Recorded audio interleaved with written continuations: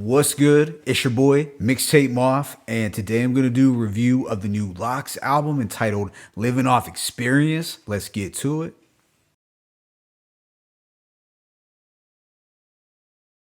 The Locks are a legendary rap trio coming out of Yonkers, New York. Their sound is as hard as the shit that is right up under your feet, while their debut album, Money, Power, and Respect, is easily a four-mic album. I think most would agree that We Are the Streets is their one true classic record. All three members have had successful solo careers and consistent albums over time. When talking about consistent solo work, Styles P comes to mind first, as he has delivered very high-quality releases since 2018. Not that his stuff before wasn't very hard hitting, but in my opinion, he's been going extra hard since around 2018. But as a group, they are back with this brand new LP entitled Living Off Experience. Now, going into this album, I think many were excited due to a number of things like the hype surrounding the Jadakiss Versus victory, the quality of the most recent Styles P album, to the simple fact that this Locks album was going to feature DMX, and most of us were thrilled to see DMX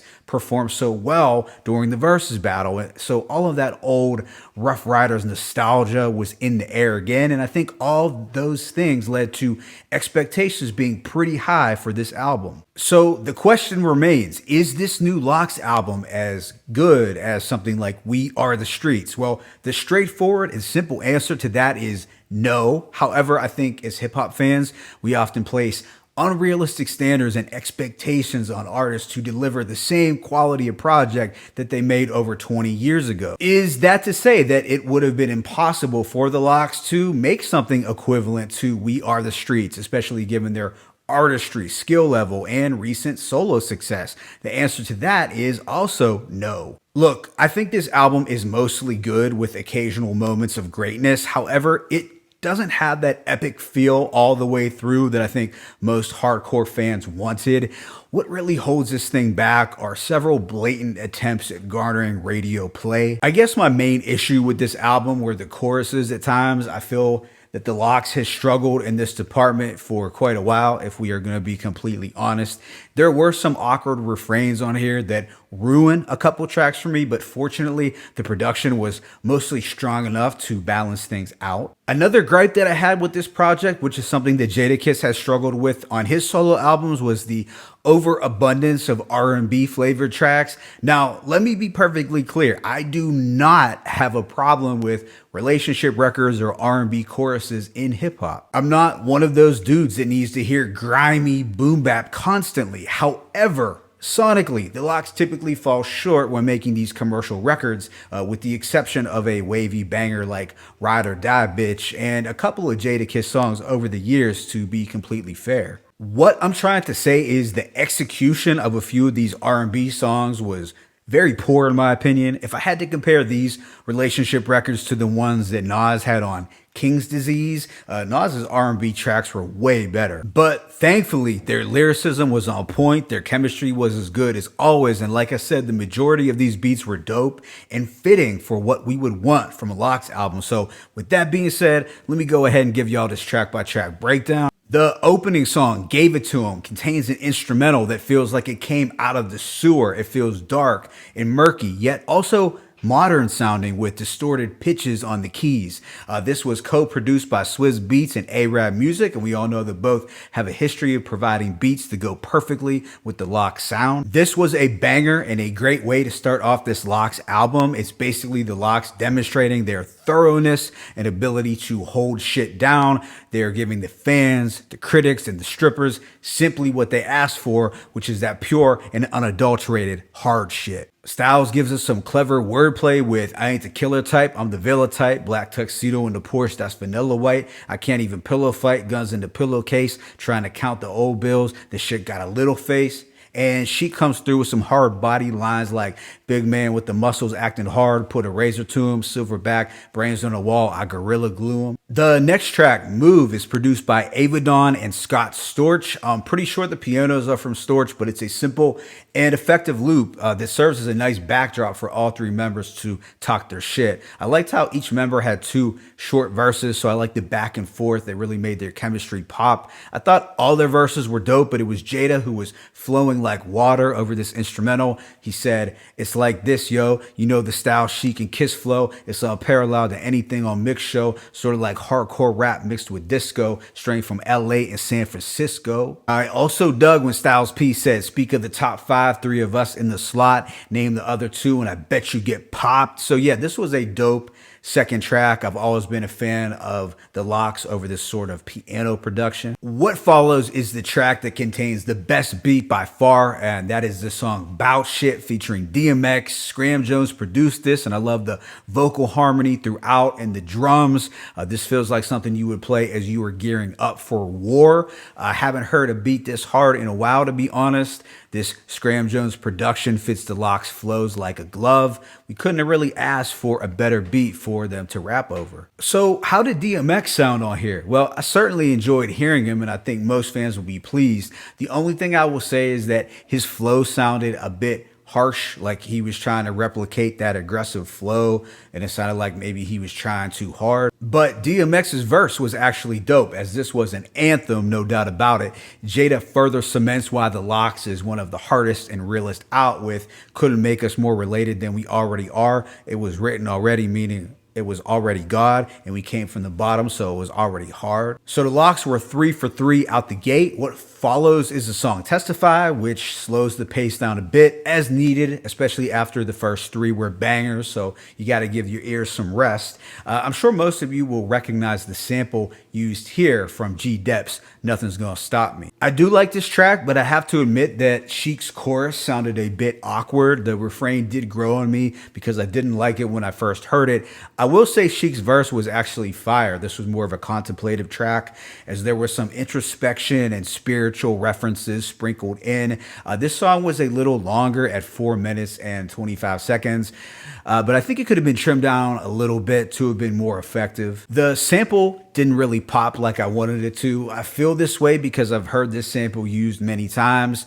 I'm still going to play this one, and I think it's a solid song, although it's not a highlight. After that, we get the T-Pain assisted Miss You. I'm not gonna lie, I assumed this was gonna be the weakest link on the project because I really had no desire to hear T-Pain in the Lox in 2020, but surprisingly, this shaped up to be a decent track. I like the smooth 80s R&B sample in the background, and I gotta admit, T-Pain didn't sound too bad here. All three actually had dope verses. I like how Chic painted a picture of the struggle, and I thought it was cool how Styles P mentioned The Wire, Godfather 2, and Donald Goines all up in his verse. You know, the Lox has always been big on the Donald Goines references. Next up, we have the Knots produced Story. I mean, when was the last time that y'all remember seeing Knots in the production credits?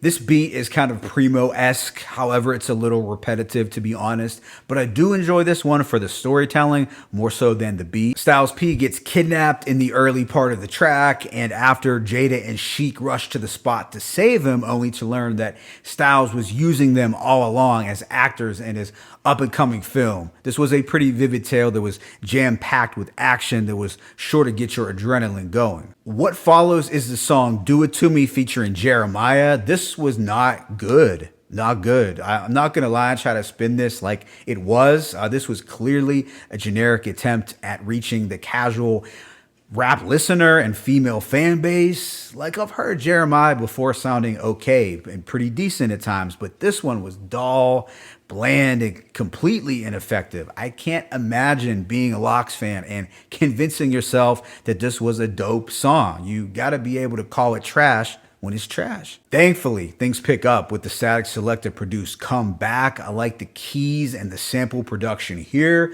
The purists and boom bap aficionados are likely to embrace this record. I mean, what's not to like? You were getting hard-nosed flows over this kind of piano production that is best suited for the Locks. Sheik talks about real rap coming back, while Styles states, my housekeeper got a street sweeper, ignorant by nature, brother. I need reefer, drinking bark, or I'm drinking dark, looking for the missing link, probably blasting Lincoln Park. I like how you can count on Static Selector to come through and produce some fire for these legends. So the next track, Think of the Locks, is for all the trapped in the 90s heads. This was produced by the legendary Large Professor, and it sounds like it was dug up and dusted off from the vaults of, let's say, 1995.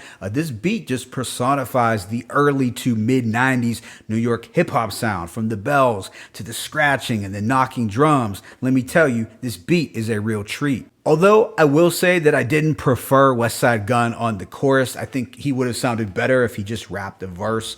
Benny did not disappoint as expected. He stated, real life street shit. Brothers know how I carry it. She can't sit on this leather interior on her period and toss the money bags in the closet. I built a pyramid. I took my respect living off experience. Stories about the hood got me living all luxurious. Jada drops his main source reference with, I've been getting money, so you know I want more. I'm live at the barbecue looking out the front door. So Nas fans will recognize this from the Nas verse on Live at the Barbecue, but also people old enough to remember main source will catch the looking at the front door line, as that was a song title from their classic album Breaking Atoms. Speaking of Nas, I think this was the kind of song that purists wanted Nas to have on King's Disease, even though he didn't need to, but the Locks decided to go this route and it sounded hard as expected.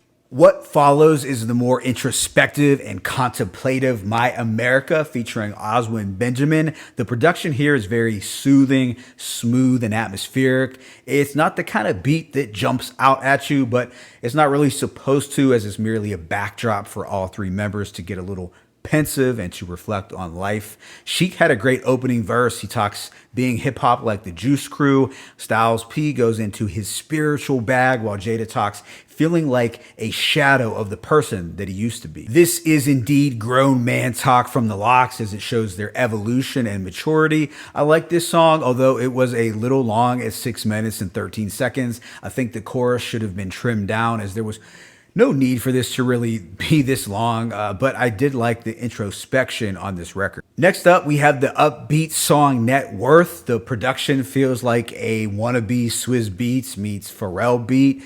Either way, it sounds very dated, like they were really trying hard to tap back into the early 2000s D-Block sound.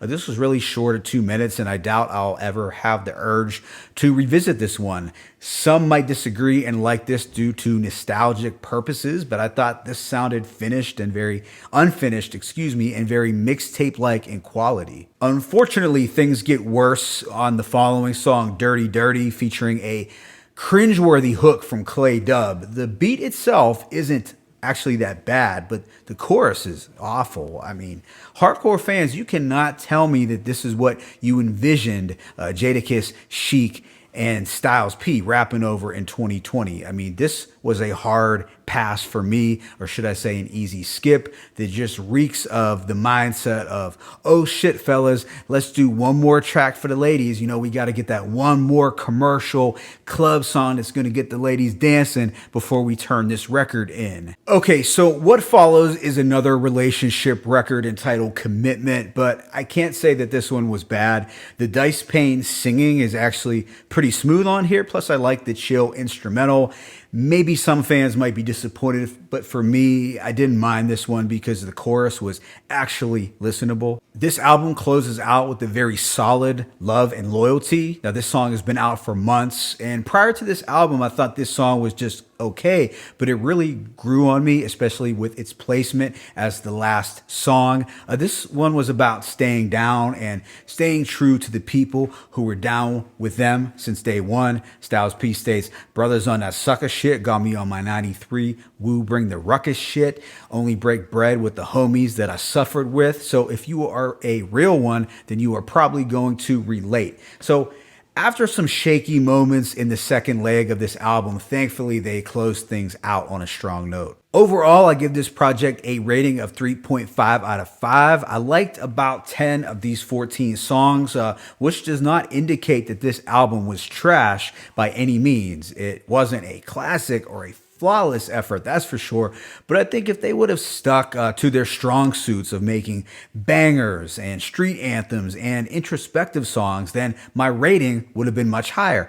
And I want to clarify that I have nothing against R&B tracks on hip hop albums. All I ask for is that they are well done, they're not cringy, and that they don't feel forced. I just don't like the tacky ones. However, there were some really strong moments on here, especially the DMX track, the Think of the Locks record with Benny, produced by Large Pro, the intro produced by Swizz Beatz and A-Rap Music, and the closing song, Loyalty and Love. Each member had their fair share of standout verses, especially Sheik, in my opinion. I thought he really sounded hungry and focused on this effort. I'm not gonna lie, at the end of the day, I was hoping for more of a consistent and impactful project from them. But there are more than a handful of records that I think hardcore Lox fans will be able to add to their Best of the Lox playlist. So hopefully their next album will be even better. My favorite tracks include Gave It To Him, Move, Bout Shit, Story, Come Back, Think of the Lox, My America, and Loyalty and Love. Let me know what you thought of this album in the comment section below. What would you like me to check out next? It's your boy,